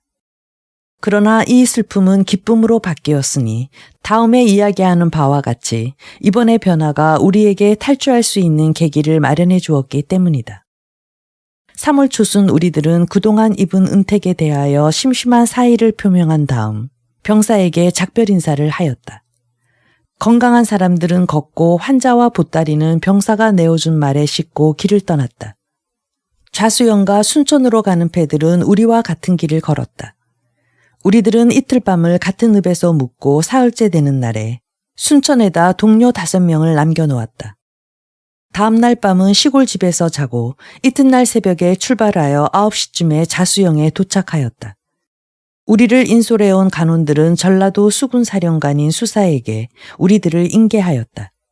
수사는 곧 우리들의 숙소를 정해주고 필요한 가구를 내어주고 식량도 종전과 똑같은 분량을 지급해 주었다. 우리가 보기에 수사는 매우 마음이 어질고 유능한 지휘관인 것 같았다. 그러나 우리가 온 지 겨우 이틀 만에 그는 조정으로 가고 떠난 지 사흘 뒤에 그의 후임자가 왔는데 그는 아무리 보아도 우리들에게 고통만을 안겨주러 온 사람 같았다. 그는 우리들이 자기 곁에서 멀리 떠나지 못하도록 붙들어 두고는 여름 겨울 가리지 않고 고통스러운 일만 골라서 시키는 것이었다. 그가 우리들에게 베풀어준 호의가 있었다면 자기 부하들이 쏠 화살을 만드는 나무를 베어오라고 내보내주는 것뿐이었다. 그런데 그의 부하들은 계속 활을 쏘아대는 것이 유일한 일가였으며 모든 부하들을 명궁으로 양성시키는 것이 그의 포부인 것 같았다. 수사는 이 밖에도 많은 고역을 우리들에게 안겨주었는데 이에 대한 보복은 하나님께서 대신해 주셨다. 겨울은 다가오는데 우리가 분치된 읍에서는 월동에 필요한 물품을 내주지 않았으므로 우리들은 수사에게 순천과 남원에 있는 우리 동료들이 좋은 대우를 받고 있다는 사실을 말해주고 우리에게도 그런 좋은 대우를 못해줄 바에야 밖에 나가서 우리 손으로 방 안에 필요한 물건들을 구걸해 올 수 있도록 허락해달라고 간청하였다. 그는 우리에게 사흘 동안의 말미를 주되 우리 일행 중에 반수는 자기 곁에 남아있어야 한다는 조건을 내걸었다. 이 자유는 우리에게 매우 유리하였다. 왜냐하면 우리를 동정하는 고관들이 있어 우리들이 외출 나가는 것을 지지해 주었으며 덕택에 우리들은 때때로 1달 동안이나 밖에 나가는 것이 허용되었기 때문이다. 우리들은 구걸 행각에서 얻은 것은 무엇이든지 집에 가져와 읍에 남아있는 동료들과 공동 분배하였다. 이런 생활은 수사가 왕명으로 조정에 가게 되어 자수영을 떠날 때까지 계속되었다. 서울에 간 그는 곧 금의대장에 임명되었는데 이 나라의 제2인자가 앉는 자리였다. 그의 후임으로 온 수사는 그때까지 우리들에게 강요해오던 모든 고역을 덜어주고 남원과 순천에 있는 동료들과 똑같이 대우해주라고 명령하였다. 그래서 우리들은 1달에 2번씩 점호에 나가는 일 외에는 하는 일이 없게 되었다. 우리들은 교대로 집을 지키고 외부에 나갈 때에는 정식으로 허가를 받거나 여의치 못할 때에는 서기에게 알려 필요한 경우에는 우리의 행방을 알 수 있도록 하였다. 우리는 전임 사또와 같은 간악한 사람한테서 우리를 해방시켜 주시고 그 대신 신임 수사와 같은 착한 사람을 보내주신 하나님께 감사를 드렸다. 신임 수사는 위에서 말한 호의 이외에도 가끔 우리들을 불러 향응을 베풀어 주기도 하고 우리의 불행을 진심으로 위로해 주기도 하였으며 바다에 매우 가까운 곳에 살고 있는 우리들이 어째서 일본까지 얼마 멀지 않은 작은 바다를 건너갈 생각을 해보지 않았느냐고 묻기도 하였다. 이 물음에 대하여 우리는 국왕의 뜻에 어긋나는 그와 같은 일은 감히 생각조차 할 수 없을 뿐 아니라 길도 모르고 배도 없다고 대답하였다. 해변에는 배가 얼마든지 있다고 그는 말하였다. 우리는 다시 대답하기를 그것은 우리들의 배가 아니며 만약 도망가려다가 실패하는 날이면 도적이나 탈영자로 몰려 엄벌을 받지 않겠느냐고 하였다. 우리들이 주저하는 것을 보고 수사는 크게 웃었다. 그러나 그는 우리의 속셈을 알 길이 없었을 것이다. 우리들은 그가 의심하지 않도록 하기 위해 그렇게 대답했을 뿐이며 사실은 자나깨나 어떻게 하면 배 한 척을 손에 넣을 수 있을까 하는 궁리만을 하고 있었다.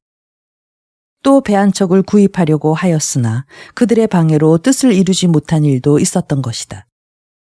그건 그렇고 서울에 가서 대장에 임명되었던 전임 수사는 6개월 이상 그 자리를 지키지 못하고 비위 사건이 탄로되어 국왕의 친국을 받았다는 소문이 들려왔다. 그는 경미한 죄를 지은 양반과 상민 몇 사람을 처형한 혐의로 기소당한 것이었다. 결국 그는 곤장 90대를 맞고 종신유배를 당하고 말았다. 이것이 그에 대한 하나님의 보복이 아니고 무엇이랴. 1664년 이해 연말에 혜성이 하나 나타나더니 얼마 후에는 둘이 동시에 나타난 일이 있었다. 첫 번 나타난 별은 동남간에 보였다가 약 2달 만에 사라졌고 두 번째에는 서남간에 나타났는데 서로 꼬리가 반대 방향으로 뻗쳐 있었다. 이로 말미암아 조정은 크게 놀라 국왕은 모든 항구와 병선의 경비를 배로 늘리라는 명령을 내렸다. 그리고 식량과 탄약을 각 산성의 요새에 운반하여 저장하게 하였다. 기병이나 보병을 막론하고 모든 군대를 매일같이 조련시켜서 장차 있을지도 모르는 이웃 나라들의 침략에 대비하였다. 그 결과 바다에서 보이는 민가들은 밤에 불 피우는 것이 금지되었다. 한편 서민들은 가까스로 살아갈 만한 쌀만을 남겨놓고는 가진 재산을 모두 탕진하였으니 그 이유는 전에 청나라가 쳐들어와서 나라를 쑥대밭으로 만들었을 때에도 같은 중표가 하늘에 나타났던 것을 본 일이 있었기 때문이었다. 또 일본의 침략이 있기 직전에도 같은 현상이 나타났던 것을 이들은 기억하고 있었다. 우리들이 어디를 가든지 조선 사람들은 네덜란드에서는 혜성이 나타나는 것을 어떻게 생각하고 있느냐고 물어오기가 일쑤였다. 그래서 우리들은 그것은 하나님의 심판을 의미하는데 대개는 전염병, 전쟁 또는 기근이 온다는 전조이고 때로는 이 세 가지 재난이 동시에 온다는 것을 암시하는 경우도 있다고 대답하였다. 같은 경험을 가진 바 있는 이들은 우리의 견해에 찬동하였다. 우리들은 이 해와 이듬해인 1665년까지 매우 편안한 생활을 계속하면서 배를 구하려고 갖은 노력을 다 기울였으나 뜻을 이루지는 못하였다. 때때로 우리는 작은 배를 타고 연안을 돌아다니면서 생활에 필요한 물품을 구해오기도 하고 작은 섬들을 순회하면서 우리의 목적, 즉 도주 계획에 도움이 될 만한 일이라도 없을까 살펴보기로 하였다. 순천과 남원에 있는 친구들은 가끔 우리들을 만나러 오곤 하였는데 우리들도 그때그때의 수사들의 마음씨에 따라 친구들을 더 자주 찾아가기도 하고 드물게 찾아가기도 하였다. 그것은 우리들에게 친절한 수사도 있고 그렇지 못한 수사도 있었기 때문이다. 그러나 우리들은 아무리 어려운 시련이라도 참고 견뎌냈으며 그 오랜 억류 생활을 통해서 우리에게 건강과 생명을 부지하게 해준 것만도 하나님의 큰 은총의 덕택이라고 생각하였다. 다음 해인 1666년에 우리는 우리의 보호자이며 좋은 친구인 수사를 잃었다. 임기가 완료되어 국왕께서 그를 더 좋은 자리로 승진시켰기 때문이다. 그는 3년의 임기 동안 귀천을 가리지 않고 모든 사람들에게 믿기 어려울 만큼 좋은 일을 많이 하였다. 그래서 그는 도시에서나 농촌에서나 다 같이 사람들의 인심을 얻었다. 국왕과 귀족들도 그의 지혜와 훌륭한 업적을 높이 평가하였다. 그는 재직 중에 공공시설을 수리하고 해안을 준설하였으며 수군을 크게 증강시켰다.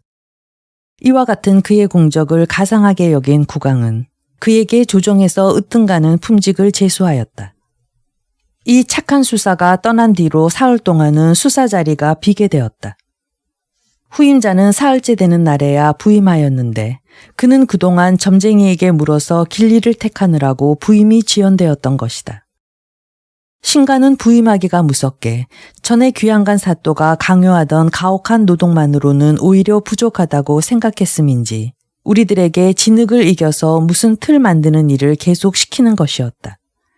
우리는 전임자가 이와 같은 노동을 시킨 일이 없었다고 주장하고 이 일을 거부하였다. 우리는 또 주장하기를 우리에게 지급되는 봉급이 생명을 유지하기에도 부족한 형편이니 시간의 여유를 주어 밖에 나가 옷감을 장만하고 그 밖에 필수품도 구해올 수 있도록 해주는 것이 당연하며 국왕께서 우리를 이곳에 보낸 것은 일을 시키기 위한 것이 아니니 우리를 이렇게 부려먹는다면 차라리 봉급은 받지 않을 것이니 일본이나 그 밖에 우리 동료들이 있는 곳으로 보내달라고 하였다. 이에 대하여 수사는 우리들을 나가라고 명령하면서 반드시 우리들을 순종시키는 방도를 강구해내고야 말겠다고 위협하는 것이었다. 그러나 다행스럽게도 자기 말을 실천에 옮기지 못하게 만든 사고가 발생했다. 며칠이 지난 뒤 수사는 매우 화려한 병선을 타고 있었는데 실화로 화약고가 터지는 바람에 뱃머리가 폭파되고 5사람이 죽었다. 여기서 한 가지 밝혀둘 것은 조선 사람들은 화약을 돛대 앞에 있는 화약고에 저장한다는 사실이다. 이 사고를 비밀에 붙여둘 수 있다고 생각한 수사는 이 사실을 전라감사에게 보고하지 않았다. 그러나 그의 계산은 빗나갔으니 이때 마침 해안지방에 파견된 국왕의 탐정관 한 사람이 이 폭발 사고를 목격하였으니 이 소문은 멀리 서울에까지 번졌기 때문이다. 탐정관은 이 사실을 우선 감사에게 알리는 한편 조정에도 상세한 보고서를 올렸다. 즉시 소환된 수사는 재판관들의 판결에 따라 곤장 90대를 맞고 다시 종신유배를 당하였다. 이런 경위로 우리들은 7월에 또 한 사람의 수사를 맞이하게 되었는데 그는 모든 점에 있어서 정관과 똑같은 태도로 우리들을 다루어 매일 새끼 100발씩 꼬라고 시키는 것이었다. 우리는 이것이 도저히 불가능하다는 것을 역설하고 전임자들에게 하던 것과 똑같은 항의를 제기하였다. 그러나 이런 항의쯤은 그에게는 마이동풍격이어서 그를 조금 더 설득시키지 못했다. 그는 도리어 만약 새끼를 꼬는 일이 우리에게 맞지 않으면 딴 일을 시키겠다고 으름장을 놓고 또 그대로 실천에 옮기려고 하였으나 마침 발병하여 자리에 눕고 말았다. 이와 같이 융통성 없는 수사의 태도를 본 우리들은 우리의 불행이 도저히 시정될 수 없다는 결론을 내렸으니 그 이유는 새 수사가 부임해 올 때마다 이미 짊어진 고역을 덜어주기는커녕 오히려 새 고역을 안겨주기 때문이었다. 그래서 우리들은 정상적인 임무 이외에 사령부 앞들에 있는 풀을 뽑고 화살 만드는 나무를 베어오지 않으면 안 되었다. 이러한 점들을 숙고한 끝에 우리들은 폭군이 발병한 기회를 이용하여 무슨 수단을 써서라도 배 한 척을 구하기로 결심하기에 이르렀다. 이 우상숭배자들 tum바구니에 끼어서 억류 생활을 하느라고 신음을 하고 또 갖은 학대를 감수하는 것보다는 차라리 일대 모험을 시도해보는 편이 훨씬 나으리라는 판단에서였다.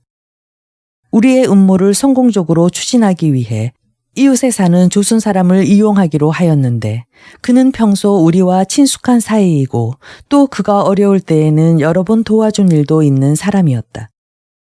우리들은 그에게 배를 한 척 사주든지 아니면 살 수 있도록 알선해달라고 부탁하였다.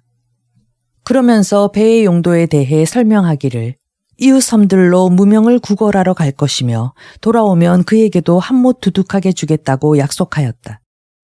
그는 우리가 지시한 대로 매우 대담하게 한 어부의 배를 흥정하는 데 성공하였으므로 우리는 지체하지 않고 배값을 지불하였다.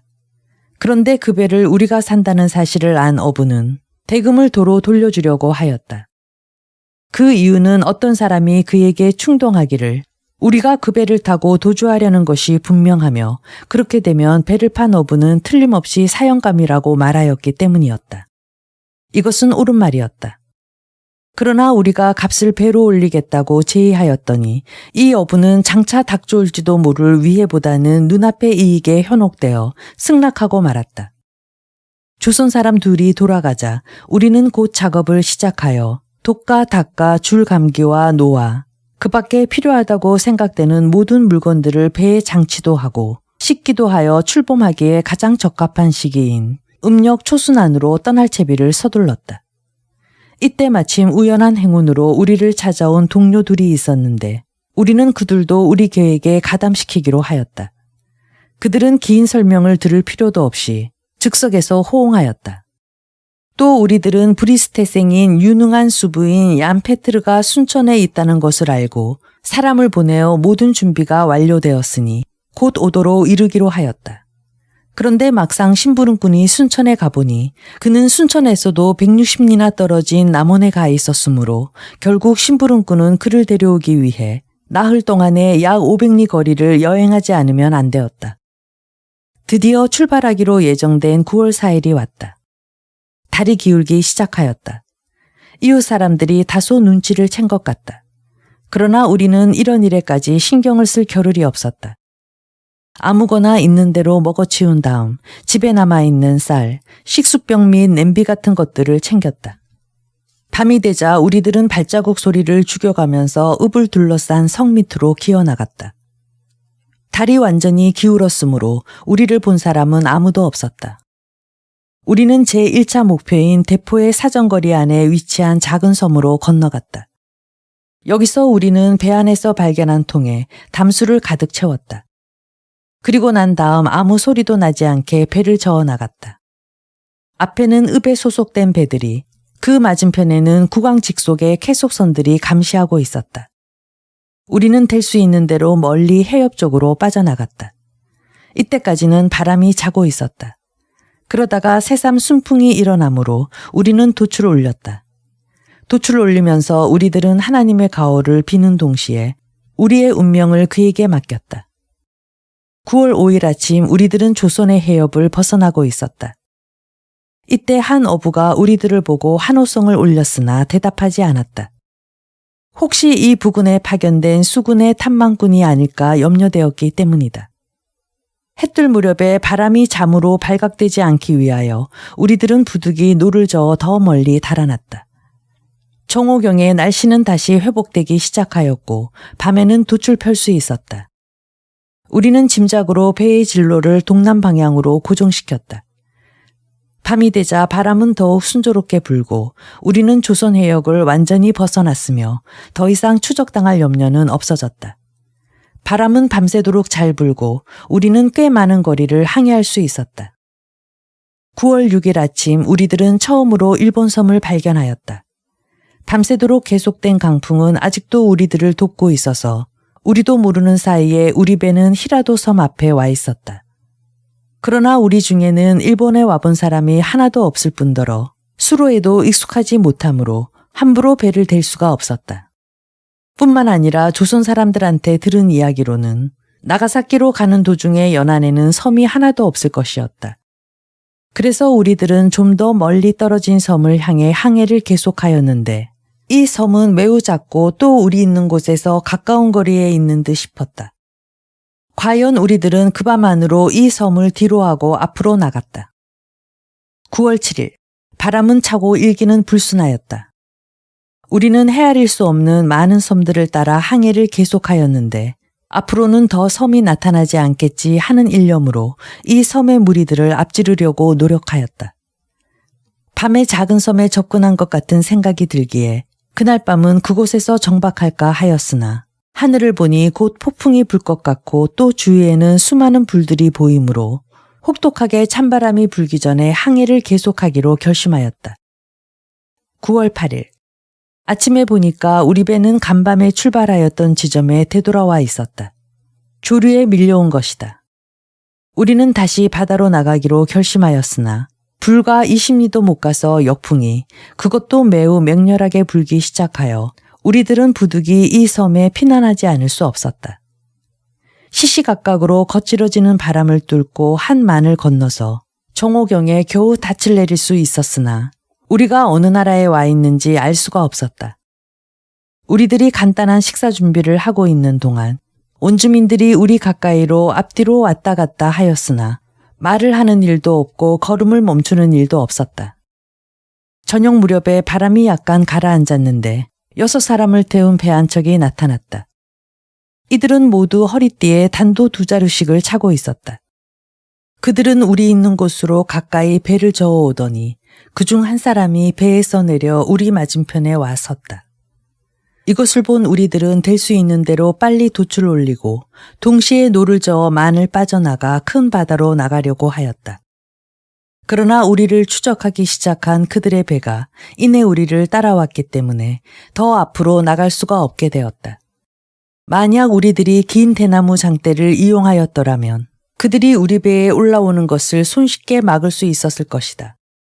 그러나 사람을 가득 태운 다른 배들이 해안에서 이쪽으로 나오는 것을 보니 전에 들은 말에 비추어 틀림없는 일본 사람들이므로 우리들은 더 이상 달아날 생각을 포기하고 말았다.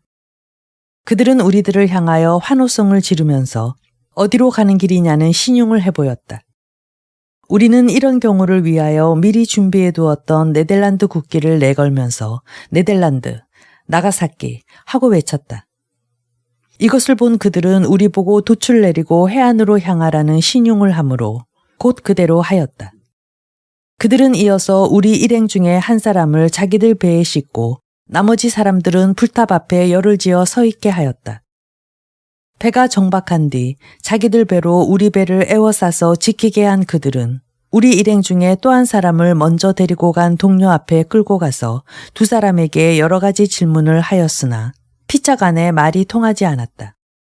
우리가 도착하자 해안 일대는 온통 난리라도 난 듯 거리로 나온 남자들은 너나 할 것 없이 칼 2자루씩을 차고 있었다.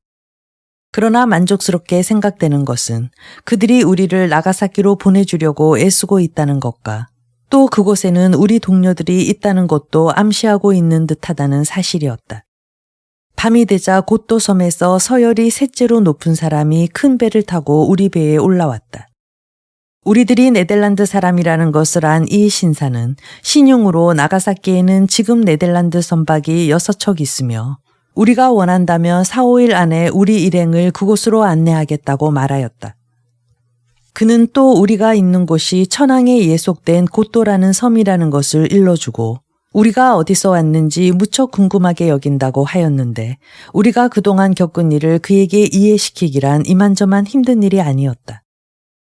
우리는 조선에서 왔으며 우리가 조선 왕국의 한 섬에 표착한 지는 벌써 13년이나 된다. 지금 우리들이 바라는 것은 우리 동포들이 있는 나가사키로 가는 것뿐이다.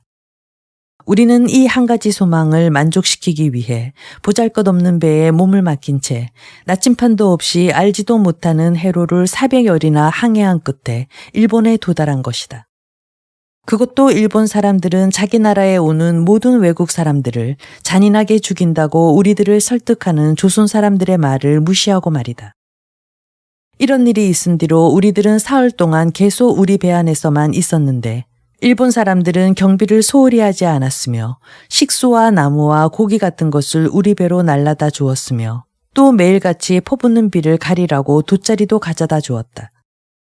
9월 12일에 그들은 우리들이 나가사키까지 가는데 필요한 식료품을 마련해 주었으며 이날 밤 우리들은 이 섬의 반대편에 닻을 내리고 밤을 지샜다. 9월 13일 먼저 말한 신사가 큰 배 2척과 작은 배 2척을 이끌고 와서 정박하였는데 천황에게 보내는 편지와 물건을 휴대하고 있었다. 우리 동료 2사람은 그 큰 배 중에 하나에 있었으며 나가사키에 도착할 때까지는 우리 배에는 오지 않았다. 저녁 무렵 나가사키의 만이 시야에 들어왔으며 자정에 그곳에 정박하였는데 우리나라 배 5척이 눈에 띄었다. 곧도의 주민들은 일부 유지들까지도 우리들에게 친절을 베풀고 선물도 주었으나 우리들한테서는 아무것도 받으려 하지 않았다. 9월 14일 우리 일행은 전원이 해안에 상륙하여 회사 통역들의 영접을 받았다. 그들은 우리들에게 질문을 하고 우리가 대답하자 그 내용을 필기한 다음 우리들을 시장 관사로 데리고 가더니 정오경에 시장 앞으로 안내하였다. 우리가 그의 호기심을 만족시키자 그는 우리가 그 많은 위험과 곤란을 무릅쓰고 자유를 회복한 행위를 크게 칭찬해 주었다. 그는 이어서 통역들로 하여금 우리들을 네덜란드의 상관장인 빌렘 볼헤르 씨에게 안내하도록 하였는데 그는 우리를 매우 친절하게 맞아주었다. 다정하기로는 상관의 부책임자인 니콜라스 드 로이 씨도 마찬가지였는데 다른 동포들도 대체적으로 그랬다.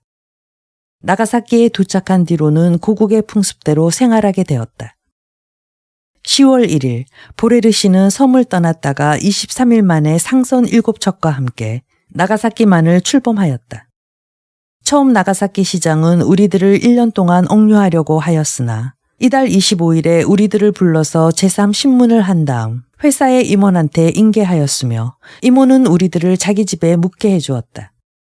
이 집에서 수일 묵은 뒤 우리 일행은 바타비아로 출발하였으며 바타비아에는 11월 20일에 도착하였다. 우리는 도착하는 즉시로 총독에게 그동안의 일기를 바쳤다. 그는 우리 일행을 극진히 대접해 준 다음 12월 28일에 떠나는 선편에 태워줄 것을 약속하였다. 이때 비타비아를 떠난 배들은 수십 차례나 폭풍을 만난 뒤 1668년 7월 28일 암스테르담에 도착하였다. 우리들이 돌아올 수 있었던 것은 오로지 13년과 28일 동안에 걸친 억류 생활에서 우리를 해방시켜 주신 하나님의 덕택이며 아직 조선에 남아있는 동료들에게 하나님의 은총이 베풀어지기를 기원하는 바이다.